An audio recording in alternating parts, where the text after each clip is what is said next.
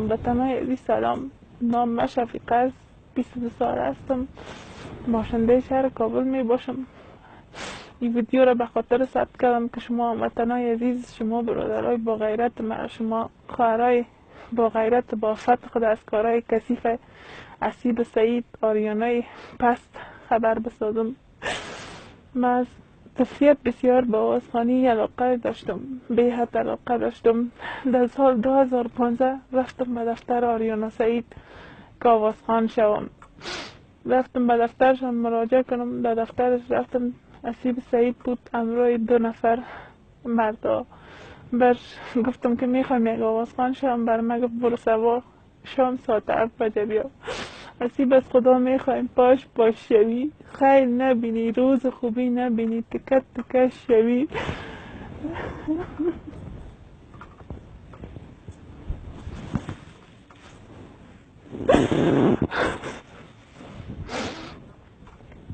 فردای آن روز شام ساعت 7 بجه رفتم به دفترشان.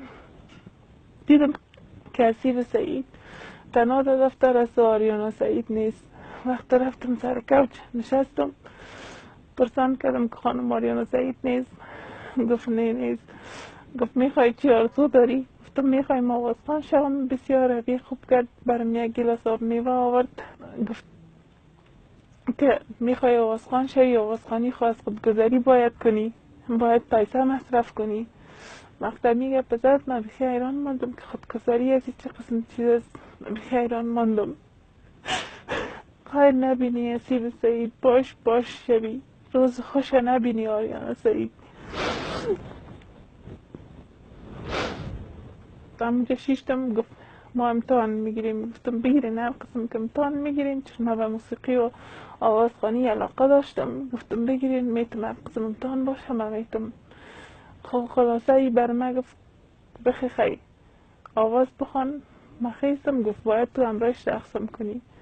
من ایران ماندم. گفتم این چه قسم است، این چه قسم باید، این چه قسم امتحان است. خب به خاطر که من به حد آواز خواندن علاقه داشتم، برای مجبور ساخت. خیستم رقص کردم، هم خواندم هم رقص کردم. وقت خدا شدم چی خدا شد. گفت خیلی برو سبا یک 12,000 دلار بیار که آریانا سعید هم می باشه گپ میزنیم. من خیستم رفتم خانه، ای طرف رفتم اون طرف رفتم. پیسام پیشم نبود.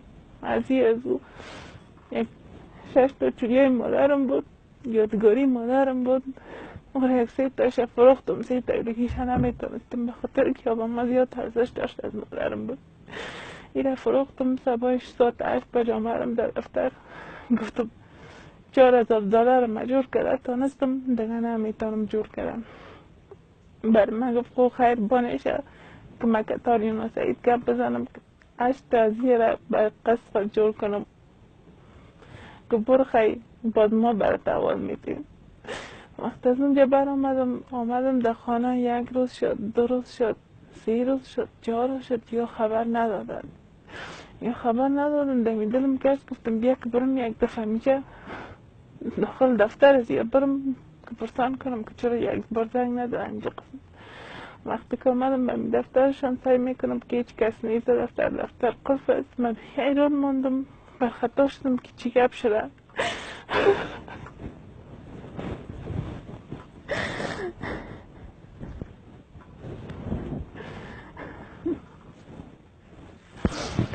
به اسیب زنگ زدم، شمارش خاموش بود.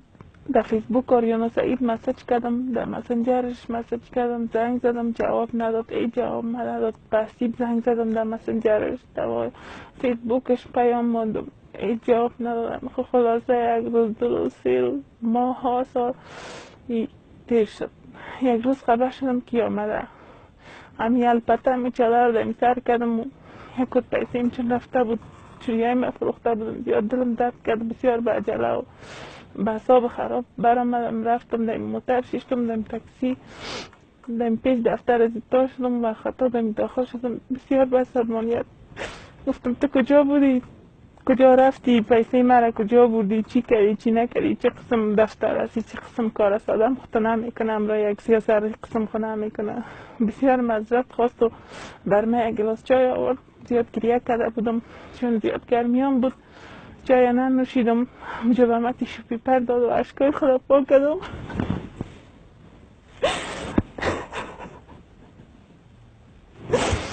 اشکای خدا پاک کردم.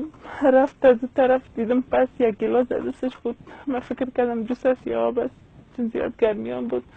گفت گیره بگی بنوش. گفتم چی است؟ گفت جوس است که آریانا سعید زیاد خوش داره وقتی که بسیار غمگین باشه ایره میشه نوشه. ایره گرفتم در مجلسی که در طرف دانم بردم بسیار یک بوی گنده میداد. ایره گرفتم گفتم حتما ایده یخچال به تو خراب شده یا بویش هست چه قسم هست. ایره نوشیدم. فقط ایره وقتی که من خوردم سرم چرخ خورد، چشمایم بخی سیایی کرد، هیچ چیز ندیدم، هیچ نفهمیدم. اما قدر می گوشم صدا آمد که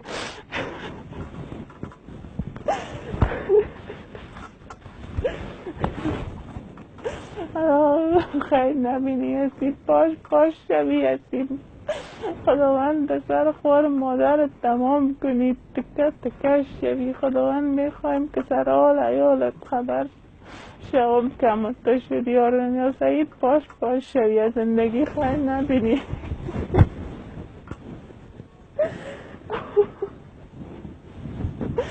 آریانا سعید تکه تکه شوی. تو خو یک سیاسر بودی، تو خو یک زن بودی، تو چطور میموندی که همراه سیاسرهای مردم شوه؟ خیلی نبینی. حسیب سعید پاش شوی. وقتی که نفهمیدم که چی شد، وقتی که پیدا شدم که بسیار یک کار کثیفه، بسیار یک کار که انسان با انسان کار نمیکنه.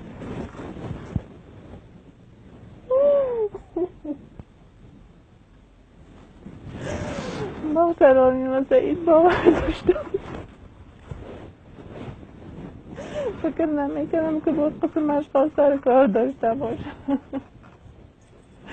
خیلی نبینی آریانا، خیلی نبینی. حیات کلگی را خراب کردی. خودت تو خراب شده بودی که حیات مردم ها چرا خراب کردی؟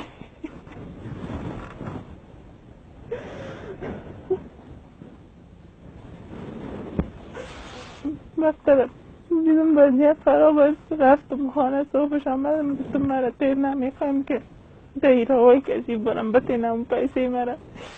بر من گفت که آریانا سعید که آواز خان شده مشهور شده این کارا را کرده، تو خجل کرده زیاد نیستی، تو هم باید این کارا را کنی. من گفتم من نمیتونم، من تو دختر نیستم، مرا پیسه من. بر من گفت که برو پیسه چی مثلا مای تا گرفتی مسائل شد پیش من. اگر این کار تو پیسه تا میخوای مثلا مای تا من اختار داد که مثلا مای تا در یوتیوب میندازم، در فیسبوک ها میندازم.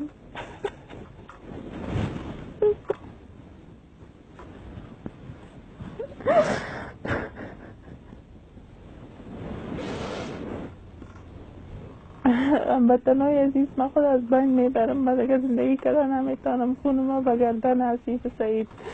خدا خیرش نده. پاش شوی عزیز. من خود از بین میبرم. من قریبان تا در روز قیامت میگیرم. خداوند خیرت نده. پاش شوی. خداوند این بدل نالتی مردگوی بی غیرتی آریانا سعید بیمتی بس لعنتی کسی با وجود که خبر داشتی که قسم یک آدم از تو خود خراب کرده بودی مردم چرا ماندی که خراب شود؟